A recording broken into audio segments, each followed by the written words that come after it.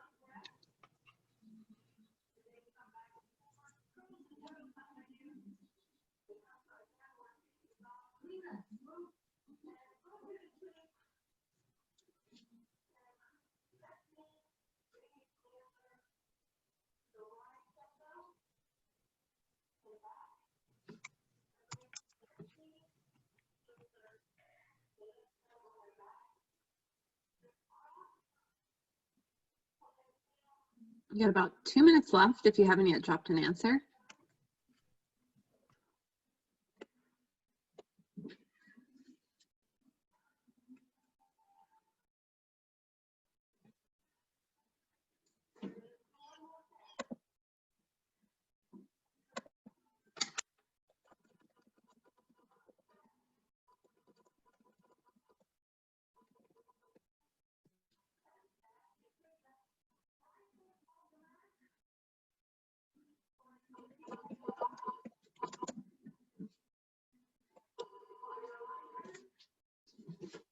Oh, sorry, I didn't realize that was private messaging. My bad. That was meant to go to Elise. Don't worry about it. We're going to talk about it in 1 minute. If you haven't yet dropped answers, go ahead and do so. We've got about a minute left.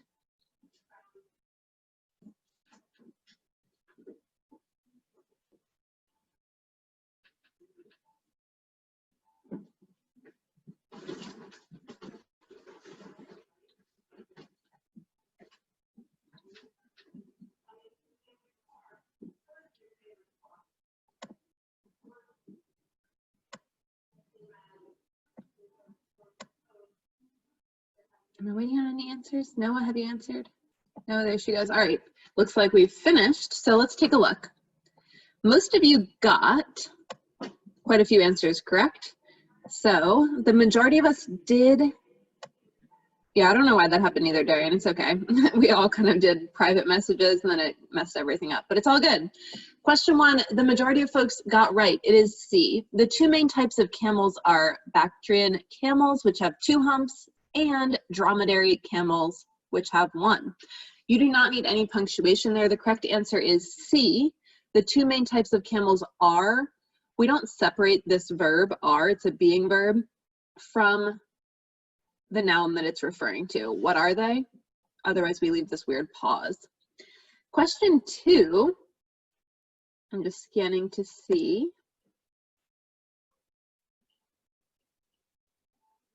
Darian and Noah got it correct. Question 2 should be G. It is a plural possessive, and we know it's plural because we see Tootsie Pops, our beloved for the lollipops. We would still want that plural possessive, S at the end with an apostrophe after, centers, them. We've got all those plural clues, so that's why it should be G for number 2. Number 3, again, the majority of folks got, the answer is B. You want that comma after Joe. Joe is offset by a comma on each side. Adding to the drama, Joe, according to the rumor mill, stole Alfonso's girlfriend. This is a very syncopated sentence, and it's kind of mimicking, if you think about purpose-wise, that sentence is mimicking the kind of sound of high school gossip, right? Adding to the drama, Joe what? According to the rumor mill, what did he do? Stole Alfonso's girlfriend. You've got this kind of ba syncopation created by that punctuation, the double commas and the em dash. Question 4, even though she's been trying to cut it down, Fran's Action album collection is still impressive. Over 400 vinyl records, 2,000 CDs, and even a handful of tapes. I'm gonna scan and see how we did on that one. I see that Noah, Darian, Prebenjan, Zai, and Elise got it. The answer for 4 should be F, no change. We do want to keep that colon. This do now is kind of a preview of what's to come. We're going to cover all of these kind of extra punctuation. So last lesson, session 1 of English ACT, we focused on commas very heavily. I did a little touch on these other punctuation marks, but we're going to dive a little deeper this lesson and figure out what extra punctuation we need to know to succeed on the ACT English. Let's take a look. Before we get into the punctuation, I just wanted to touch on benchmark scores since I know you guys are going to keep hearing this over and over. What are benchmark scores? So, first of all, if you look all the way on the right, those are the benchmark scores. That's probably about what you're aware of. Some of you might know more. But the benchmark score for English is 18, math 22, reading 22, and science 23. The whole point behind benchmark scores is that ACT tests are trying to match up to a college course. So for English, they would say the equivalent college course would be English composition course, which would be a writing heavy class. For math, the college equivalency would be college algebra. Reading, that would be any social science class, which would include classes in history, sociology, psychology. Those are courses where you're going to be reading a lot. And that's a class you're going to probably take. All of these are classes you're probably going to take freshman year of college. And we'll take a look at how the grade equivalency according to ACT matches up. Science would be a bio course, so an entry-level bio college course. Now, if you're scoring in those benchmark ranges, the ACT predicts that students who score in that benchmark score range, 50% of students who score in that range would score or will get a B or higher in that class. So if you get an 18 in English on the ACT, colleges look at that and say, okay, there's like 50% chance that that student will get a B or higher in their first freshman comp course. And then 75% will get a C or higher. So the point of those benchmark scores is to communicate to colleges, when I accept this student, based on their ACT scores, what type of grades or success rate should I expect from them? It is not to any college's benefit to accept students who aren't going to be able to pass classes. There is a couple colleges out there that, in my opinion, maybe are just kind of trying to get your tuition money, but for the most part, colleges are trying to protect things like their graduation rate, like their reputation, like their academic standards. So they want to accept students who they have a pretty good idea will be successful in those classes. That's why they're looking at the ACT scores when they do. Of course, benchmark scores are not a guarantee one way or the other. It's not a guarantee that because you score a 20 on the English, you're going to get an A or B in your English comp. But these are evidence-based and worth keeping in mind. Any questions about benchmark scores? All right, let's dig in. Some quick general information. Last session, we went into like the nitty-gritty of what's on the test. Now let's break down the questions, and this has changed a little bit. If you look at any of those old tests, you'll see the questions broken into two categories: usage and mechanics and rhetorical strategies. ACT has kind of gone a little more in depth with their question types, and they've broken it into more like three. So you'll see this on your score report often. There's the first category of question are production of writing. That's about 30% of the questions on ACT English would be this type, production of writing. These questions ask you to apply your understanding of the purpose and focus of a piece of writing. These are those questions that are things like, which would be the most relevant sentence to add here? Things like that that actually are trying to have you read and figure out, do you understand what this passage is about? They kind of break down into two bullet points then: topic development.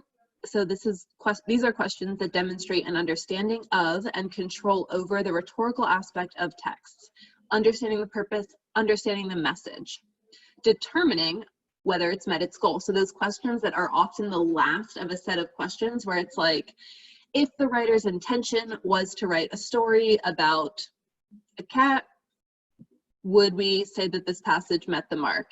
A, yes, because. B, yes, because. C, no, because. D, no, because. And then organization, unity, and cohesion. Those are the questions that ask you to rearrange sentences or paragraphs, add things in, take things away. Those would be production of writing questions as well. Knowledge of language questions are those questions about vocabulary, where it's testing things like precise language, cutting words that are redundant, maintaining consistency in style and tone when it comes to things like questions that ask you about adding or taking away words or phrases. That's a small percentage of questions. So if you look at that 13 to 19%, if those are not your best, strongest point, I wouldn't stress it too hard. That's 13% of the questions, 13% of the potential score. Conventions of standard English, on the other hand, which is over half of the test, is where I would put energy. Luckily, these are also the easiest type of questions to teach and to learn. They are your grammar rule type questions. These questions test you on usage, mechanics, and revising and editing text, including punctuation marks, usage, meaning like subject-verb agreement, standard rules of English, and then structure and formation to improve writing. A strategy note here: you need to score at or above 53%. You need to get about 53% of questions correct to score the benchmark score, which is an 18. So your goal might be an 18, your goal might be much higher than an 18, but to get that 18, you need 53% of the questions correct. If you look at the way the breakdown is, If you just got all the conventions of standard English, you would be in that benchmark zone. So just something to think about when it comes to strategy and how those questions break down. Any questions here on question types or strategy?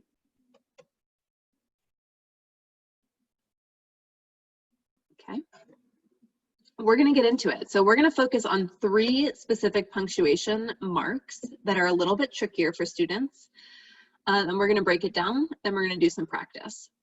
So the first one of these difficult punctuation marks are colons.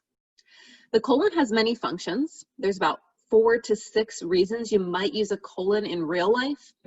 However, there are very few ways that the ACT will test you on colons, so I'm only going to focus on those ACT uses. Number 1, ACT might test you on using a colon to introduce elaboration and emphasis. Elaboration means additional details that explain whatever came before it. Previous statement, in this case, will usually leave us hanging a little bit or wondering something. The colon you can read in your mind as saying, how so? Or tell us more. Let's go back to that example from the Do Know and read it that way. So let's look at the colon question, which is question 4. Even though she's been trying to cut it down, Fran's action album collection is still impressive. How so? Over 400 vinyl records, 2,000 CDs, and even a handful of tapes. It works.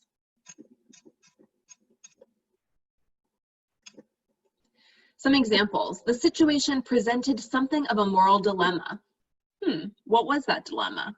That's what the colon is saying in my mind. What was that dilemma?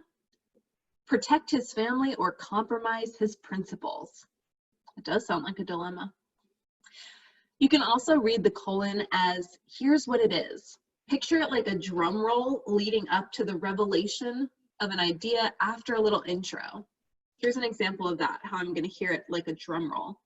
There is a sure path to financial ruin. What is that sure path? Tell us more. Here's what it is. Living beyond your means. You've got that drum roll situation that the colon produces that effect. Let's look at an ACT example. And these are kind of easy or cheat because I just taught you it. So you kind of have that, you're primed to answer correctly. But let's see what it actually looks like. This is from a real ACT. Because of these difficulties, many people assumed the web would remain the domain of technology experts and never have mass appeal. Mark Andreessen believed the opposite. Everyone would want the internet. Let's get an aloud answer. What is the correct choice here? C. Say it again. C. Yeah, that one's, again, pretty obvious because we just learned it. But you've got that colon. Mark Andreessen believed the opposite. Colon. How so? What was the opposite that he believed? Tell me more.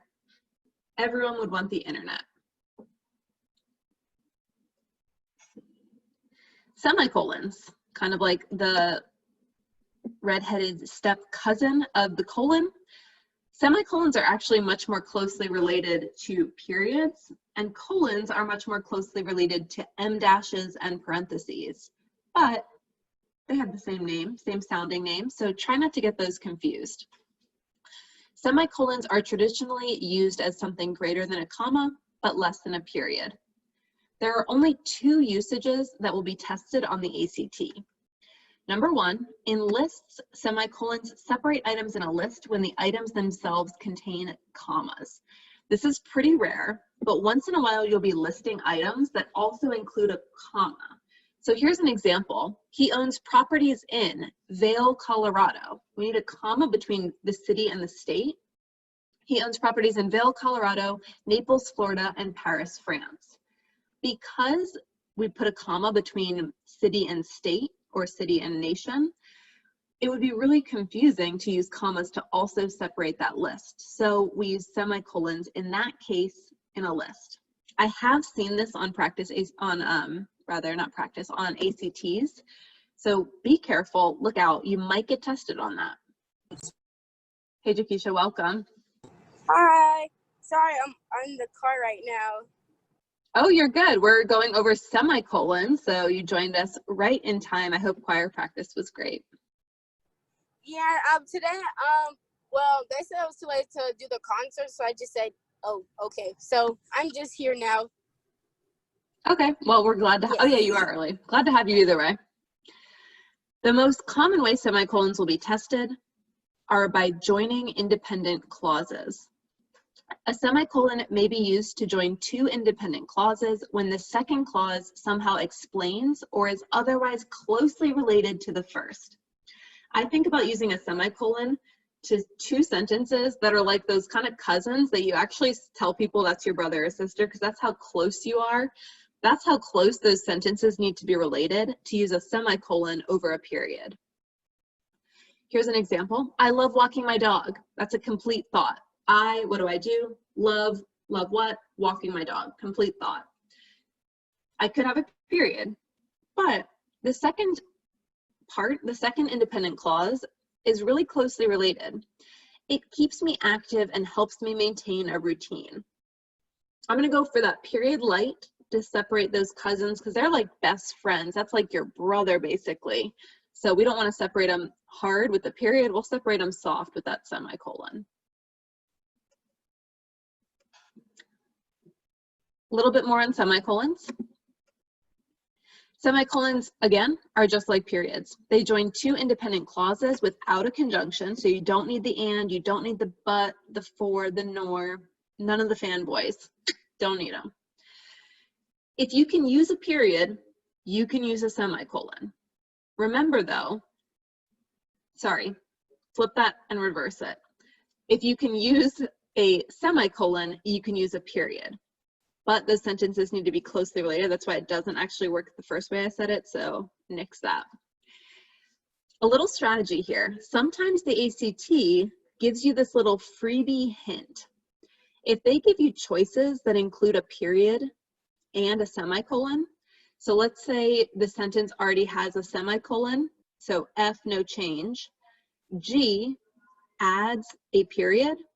That automatically means the answer can't be F or G, because if it could be one, it could be the other, and the ACT doesn't let you pick two answer choices as correct. So both of those knock each other out, canceled out. Now you've got a 50-50 shot. Watch out for that because I've seen them do it quite a few times. And then just if you're looking for like a mental clue to like help you really remember what is a semicolon, I always like to think about people getting tattoos of semicolons. That's a traditional tattoo or a symbol of someone saying basically like, I could have ended things, I could have ended the sentence, but I chose not to. So wanting to keep that openness about let's not end things, let's just like pause and then keep it moving. And I really think that's a beautiful symbol of life, and also it's a great punctuation mark. The last punctuation mark that I want to teach you, go into, help you practice with is called an M dash. You may not know that term. We probably just call it a dash more often than not. But if you just wanted to, oh, I didn't have that picture. I thought I had a picture to show you. An N dash is really like a hyphen, like the single dash. An M dash is that longer dash.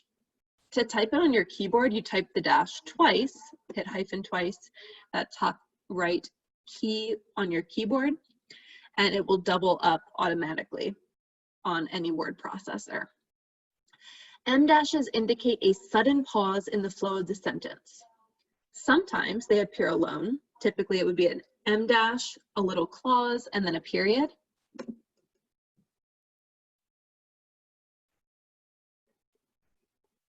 Keisha's giving us an example. Let's come back and check that out. Give me one sec to explain, but I love it. Singular, in terms of degree of pause, the dash is the strongest. So we know commas indicate a slight pause. Let's see what else indicates a pause. A colon indicates a pause. The dash is the longest, most dramatic of pauses. And I like to really think about the dash being used to heighten that drama factor. In pairs, dashes create a strong separation from a parenthetical interjection and its surrounding verbiage. That's a fancy way of saying what I'm about to give you kind of like the layman's terms for. Whatever is between or after the M dash is like nice to have info, not need to have. It's like extra info. You don't have to have it. We could understand the sentence without it if you lifted it out, but it's adding some extra info. And often it indicates an aside or slight change of the tone of the sentence. I like to think about it like when I say aside, if you think about aside in theatrical terms, it's where the actor is like acting. I'm talking to the other people on the stage. I'm doing the theater. And then if you've ever seen a play where sometimes the actor actually kind of leans over to the audience and tells you a little secret.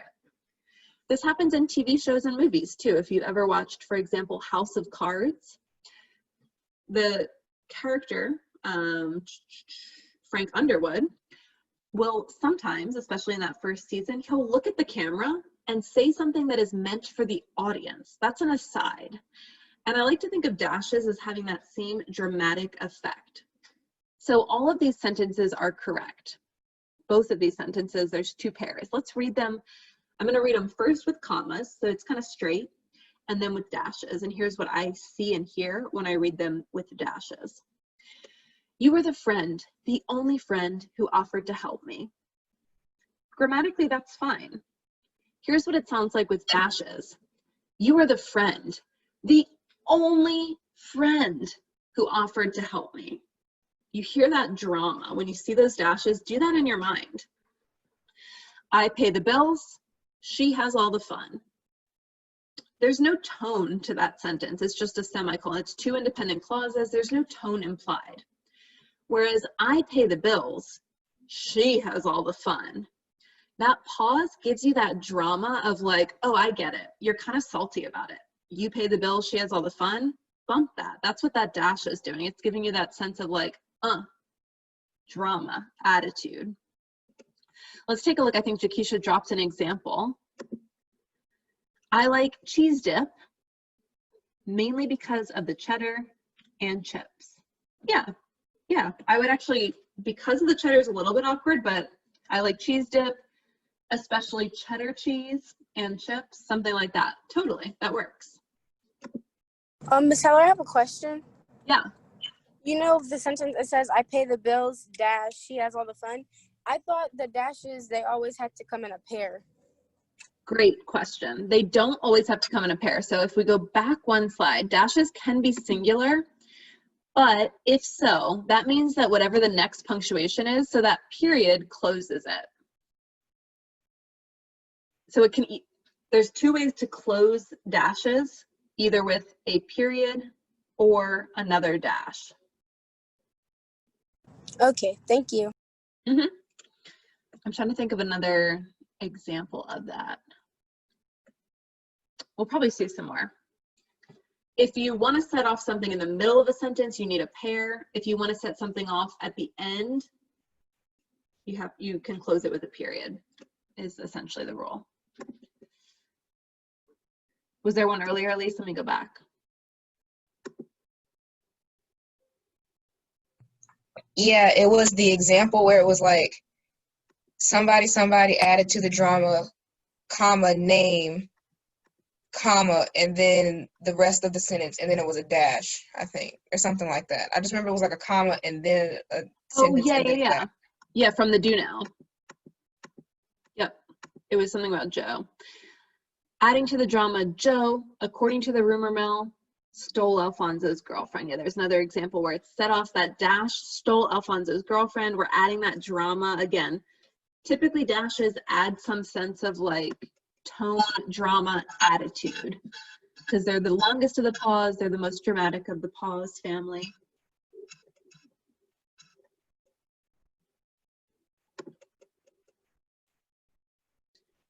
Alexis, where? Sorry. I know I'm going all over the place with the slides. Why is there not a dash? Can you be a little more specific? In the do now that you just said, like the one that you were just talking about with Joe, and like, why is it not a dash and why is it a comma? The commas are on Joe. Is that what you're asking? Yes. Because Joe is the subject of the sentence. This is a weird sentence, first of all. Let me just name that up front.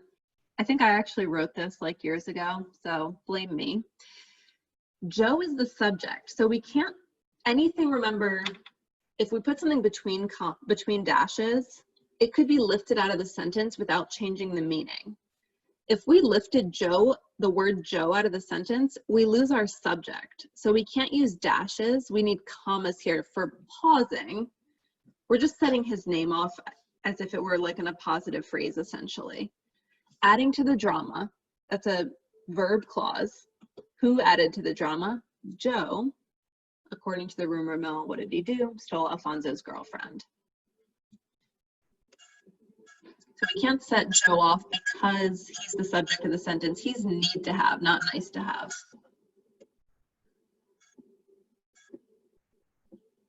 All right, let's take a look at some examples. So botanists gathered plant specimens from the tundra. Paleontologists studied the ancient ice fields, and hydrogeographers searched for mountains on the ocean floor. Drop some answers in the chat here. I'm gonna grab my book real quick.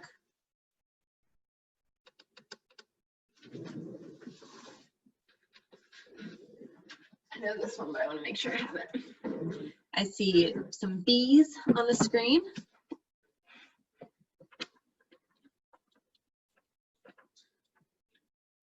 B is correct. Elise, can you explain why you selected B?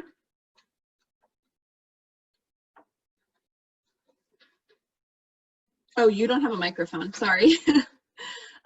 Darian, can you explain why you picked B? Well, I can. I was just, okay, go ahead. Oh, my bad. Go ahead, Elise. I was having trouble unmuting for a second.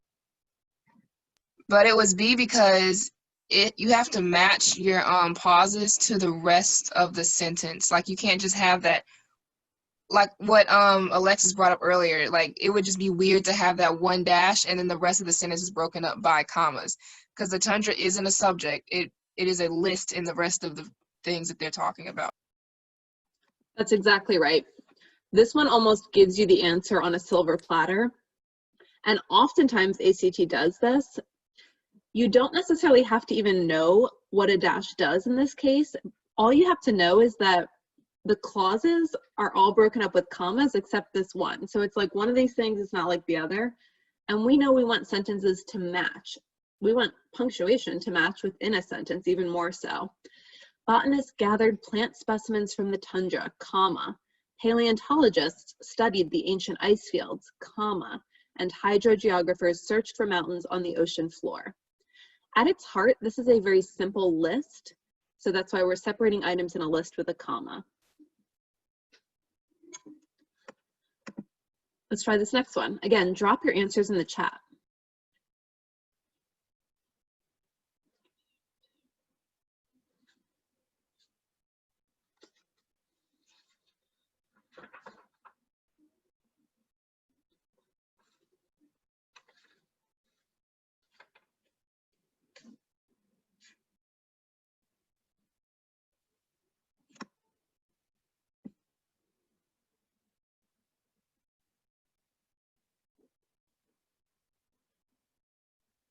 I see a B and I see a D, an A. Oh my gosh, we're all over the place.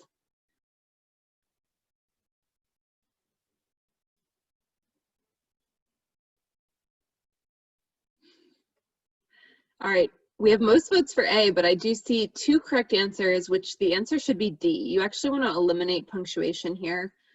Gourds, daikon radishes, and other vegetables. That's a list, so we do need those commas.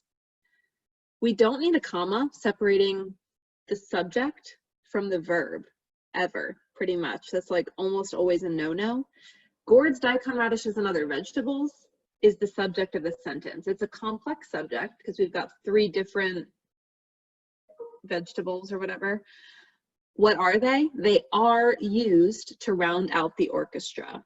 So we do not want punctuation there. Just like 50% of the time, the answer is get rid of punctuation. So the answer here is D. Okay, one more example before we get into some deeper practice. Other factors like the diameter of the hole and changes in air temperature and humidity also affect the sound quality.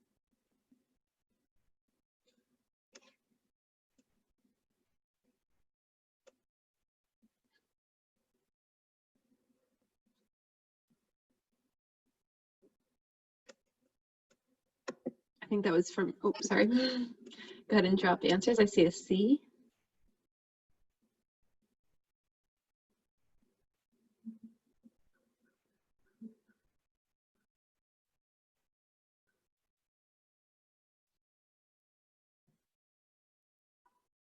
Super. I think that's everyone, most people. I know some folks are falling in and out. The answer is C here. You guys have it. That was just one that I threw in as a review from last class. So even those of you who weren't here live, hopefully maybe you watched it or you just remember from another ACT prep lesson. Other factors like the diameter of the hole and changes in air temperature and humidity also affect the sound quality. You're just having a comma there to set off the introductory clause. That's all it is. Super. So moral of the story, more often than not, let's look back. You can see this answer, this choice that we had. They gave you a colon and a dash. Those were distractors. You actually didn't need to know anything about those. You just needed to know to keep things consistent and or you needed to know comma rules, that commas are used to separate items in a list. Example 2. You had a semicolon option, but it's just there to distract you. It's there to make you think, oh crap, what do semicolons do? It's there to slow you down and try to trick you. That's not even it. You didn't need to know anything about semicolons to answer this question. Same thing here. You've got a dash option. Didn't need it.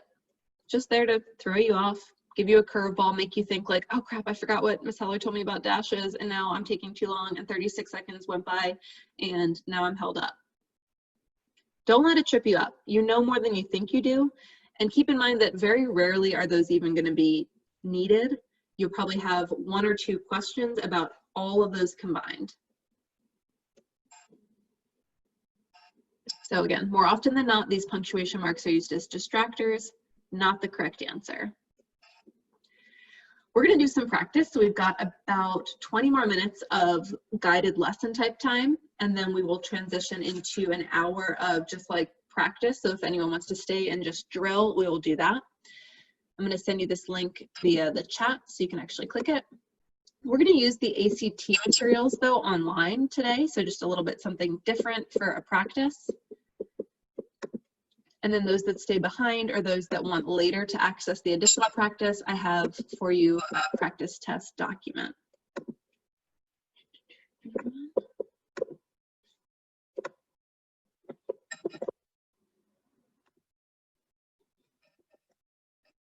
There we go. Please click that link. Oh, I already had it open. Click that link. We're going to go through this. We'll do probably have time for about 2 of these. If you're home, I'll make sure I link this for you as well. But we're going to go through using the ACT's own website. So ACT.org has some prep materials. They change these out periodically, so that's really nice, in my opinion, that you can actually go on and practice, and you're not always going to be repeating the same thing. Once you've clicked that link, we're going to go ahead and do passage 1 together. So you can see it's set up a little bit different. It'll actually give us some scores and some information. So we're going to do this passage, A Microscope in the Kitchen. I think it's got 5 questions with it. Click the answer, and then we'll come back together. So I'm going to do mine on my screen. You're going to do yours on your screen, and then we will pause and talk about any that you have questions about. I'm going to time it because I don't want us to take forever. So I'm going to give us a little bit longer than test taking time. So we're going to take exactly. Hopefully you notice that that first sentence utilizes the list separated by semicolons, which we talked about in this lesson. I grew up with buckets, shovels, and nets waiting by the back door. So you've got commas in that first item in the list. So it would be really confusing to have another comma. So they used semicolons. I grew up with, and then she lists things. Buckets, shovels, and nets waiting by the back door. That's one thing, semicolon. Hip waders hanging in the closet, semicolon. Tide table charts covering the refrigerator door, semicolon. And a microscope sitting on the kitchen table. So that first sentence was what hooked me and made me think, I really want to use this passage for our practice. Any questions on that or on 1 or 2? No, ma'am. Super. That was the one that I really wanted to talk about. Were there any that you noticed that you got wrong or that you weren't sure about or that you kind of struggled with here?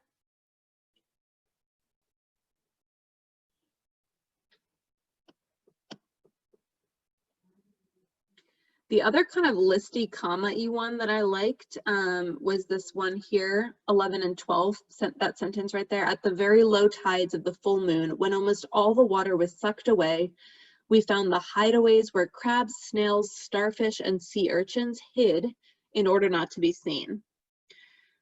We're saying the same thing. That's what hid means. Hideaways means places where you can hide and not be seen. That's a lot of words that all mean the same thing. So we know we want to edit that down. And I think choice 12 gave us some different ways to do that. That would be tab 3.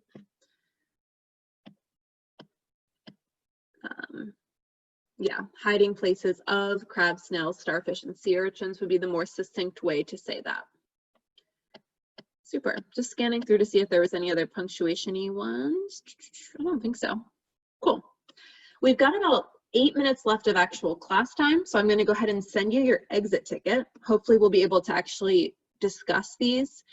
And for those of you watching at home, you should be clicking the exit ticket at this point, pause the video, and then come back and I'll explain the answers and why you maybe missed some on that exit ticket. So folks at home, pause. Click the exit ticket, which will be linked in the video. So somewhere on this screen right here, I will also have it linked below the video on our CAP&GOWN website. Those of you here in the room, I'm going to chat it to you.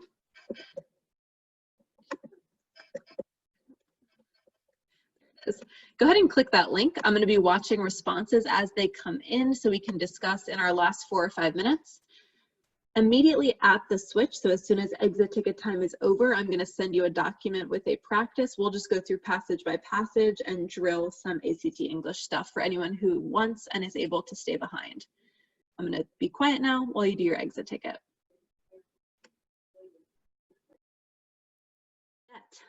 They themselves survive without apology, with, instead, their simple claims and complex colors. The contrast draws me in every time. Let's take a look at what we did. I didn't see folks' responses. I see folks are still turning in. Question 1, 2, 3, 4, 5. Let's see. Oh, we were all over the map with this one. Okay, got it.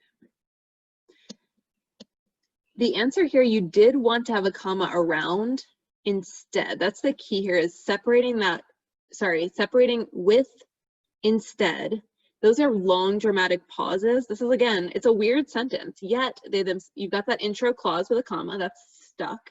They themselves survive without apology, with, instead, their simple claims. That first comma is separating out apology. That's separating to a dependent and an independent clause. So that's like a no-brainer. You definitely want that comma. And I'm looking at your choices. Most people did pick choices that kept that comma. It looks like what threw you off was the 2 commas around instead. Instead is an interjection here. With, instead, they're simple claims. You could pull instead out of the sentence and it would still stand okay. That's just like an extra word added here for emphasis. That's why we have the commas around it. Let me glance and see what other ones we maybe would want to talk about.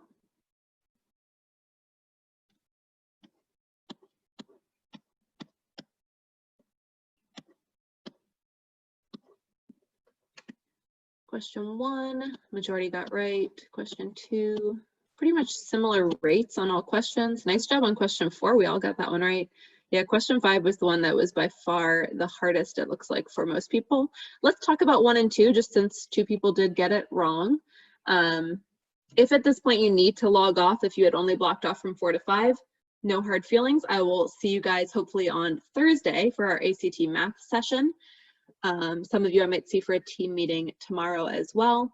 Talk to y'all later. Those of you who would like to stay for at least to go over the exit ticket, please do so. And then we'll talk about what office hours will look like, depending on who stays. Question 1, some of these blue holes open to small contained caves. Others open to miles-long interconnected tunnels. Pausing because I see chats. I'm guessing it's folks saying bye-bye, thank you, okay. Question 2, if you look, it is a semicolon question. Some of these blue holes open to small contained caves. That's an independent clause. Others open to miles-long interconnected tunnels. That's another independent clause, but they're so closely related. They're like basically they're like the closest of cousins. Sleepovers, all summer long type cousins. They're both describing two different types of caves, so they're closely related enough that we would want to use a semicolon there. And then question 2, an author, lecturer, filmmaker, and a fierce advocate for elephants. That dash is going to stay. That dash stays because it's not underlined. We can't change that. Which face a daunting array of threats to their survival, from droughts to human encroachment. At some point, we probably want to close a dash. That's a lot. Sometimes it might be that much, but in this case, we're kind of looking out for like, is there a way we can close that dash? And yes, choice B does allow us to do that. So that's why choice B there. Everything between the dashes, which face a daunting array of threats to their survival, from droughts to human encroachment. All of that is describing the elephants and is nice to have, but not necessary. We could remove it and just continue the sentence. An author, lecturer, filmmaker, and fierce advocate for elephants. Moss is widely considered an expert on the social behavior of these creatures. That sentence is fine without everything between the dashes. So that's why we have it offset with that punctuation. Super. For the rest of you who are staying behind, are you able to stay to practice? What are we thinking? Noah and Prevention. Oh, okay, there we go. Noah, are you sticking around for practice? Yes, ma'am. Cool. Would you mind if I just go back through, or Trinity, are you able to stay behind?